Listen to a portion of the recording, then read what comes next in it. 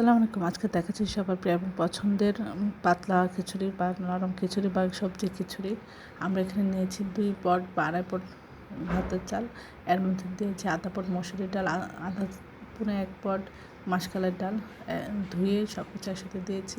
আমরা এখন দেব তেজপাতা, লবণ, পেঁয়াজ, কাঁচামরিচ আর এর মধ্যে দিয়ে দিব ডালগুলি। আর এখানে কিছু সবজি দেব, শসা, মটরশুঁটি, আলু, সিম, গাজর এবং পেঁয়াজগুলি সব কিছু আমরা দিয়ে দিচ্ছি। দিয়ে আধা চামচ হলুদ গুঁড়া, 1 চামচ ধনিয়া গুঁড়া, 1.5 চামচ 1 চামচ জিরার গুঁড়া সব কিছু দিয়ে আমরা খুব ভালোভাবে এটা সিদ্ধ করে নেব।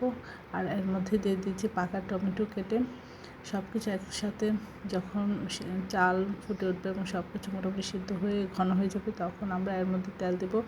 তেলের মধ্যে পরিমাণ মতো পেঁয়াজ দিয়ে এর মধ্যে 2 চামচ দেব রসুন ছেঁচা দিয়ে ভেজে এর মধ্যে দিয়ে দিব। এটা খেতে অসাধারণ হয়েছিল। আশা করি এভাবে আপনারা শীতকালে এই সবজি খিচুড়িটা রান্না করবেন। এটা সবাই খুব পছন্দ করে এবং মজা করে খায়। সবাই আমার চ্যানেলটি লাইক এবং শেয়ার দেবেন, সাবস্ক্রাইব করবেন, প্রিয়জনকে বেশি বেশি করে শেয়ার দেবেন। আমার চ্যানেলে সব রকম রান্নার রেসিপি রয়েছে, আশা করি